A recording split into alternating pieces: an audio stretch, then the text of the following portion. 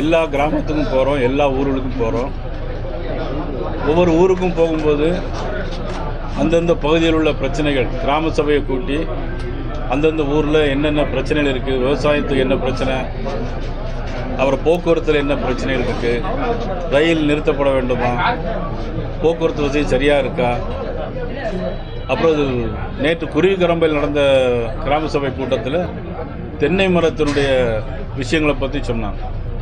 ஆக வெள்ளைப்பூச்சி நோய், வாடல் நோய், காண்டாமிருக வண்டு இதெல்லாம் தடுப்பதற்கு அரசாங்கம் முயற்சி செய்ய வேண்டும் அப்படின்னு சொல்லியிருந்தாங்க.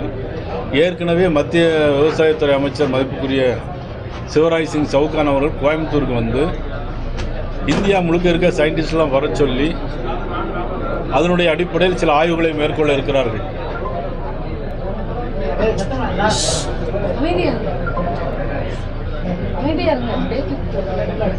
ஆனால் எல்லா இடங்களிலும் மிகுந்த ஒரு வரவேற்பும் ஆரவாரமும் இருக்கிறது.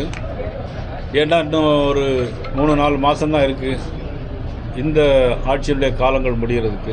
அதுக்கு பிறகு தேர்தல் வரும். தேர்தல் வந்த பிறகு யார் வருவார்கள் என்பதை பொறுத்து தான் மற்ற விஷயங்கள் இருக்கு. அமைச்சர் சேகர் பாபு மீண்டும் கடுமையான விமர்சனங்களை கொண்டு வச்சிருக்காரு. உங்களோட பதவி வந்து மியூசிக் சேர் பண்ணுறது தான் அப்படின்னு சொல்லியிருக்காரு. ஏற்கனவே நாடாளுமன்ற தேர்தலுக்கு முன்னாடி அண்ணாமலைக்கு வந்து அழகரா போட்டாங்க. சட்டமன்ற தேர்தல் பண்ணும்போது நயினா நாயந்தனை பேக்கப் பண்ணிடுவாங்க தலைமைன்னு சொல்லி அமைச்சர் சேகர் பாபு சொல்லியிருக்காரு. அவர் சொன்ன உண்மைதான். மதிப்புக்குரிய சேகர் பாபு என்னுடைய நண்பர். அவர் சொன்ன உண்மை எப்படின்னா, எங்களுக்கு பிஜேபியில் 3 வருஷம் தான் எங்களுடைய பதவி. இவர் மாவட்ட தலைவர், இவருக்கு எல்லாத்துக்கும் எனக்கும் இங்கே பாருங்கள், எனக்கும் சேர்த்து தான் 3 வருஷம் தான் அது. அதுக்கப்புறம் ஒருவேளை எக்ஸ்டெண்ட் பண்ணுவாங்க, இல்லைன்னாக்கி இப்போ 6 மாதம் முடிஞ்சிருச்சு, இன்னும் 2.5 வருஷம் எனக்கு. அவருக்கு 2.5 மாதம் தான் இருக்குது. இல்லை, நேற்று சொன்னார், திருப்பி பதில் சொல்லியிருக்காரு. அந்த 2 வருஷங்கள் நிரந்தரம் இல்லை, மத்திய தலைமை முடிவு பண்ணுறதா, ஒரு மியூசிக் சேர் போன்ற பதவிக்கு தான் இப்போ அவர் இருக்கிறது அப்படின்னு இன்னைக்கு இப்போ காலையில் சொல்லியிருக்காரு. அது அவர் இருக்குது திமுக கட்சியில் உள்ள பற்றி சொன்னால் பரவாயில்ல, எங்களுடைய கட்சியை பற்றி அவர் சொல்ல வேண்டிய அவசியம் என்ன இருக்குது? நான் ஏற்கனவே சொன்னேன், எனக்கு நெருங்கிய நண்பர், கோயிலுக்கு கேட்டதெல்லாம் செஞ்சு தருவார்.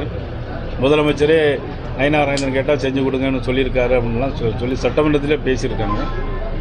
அந்த பிரச்சனைகள் வேறு. அவர் இருக்குது திமுக.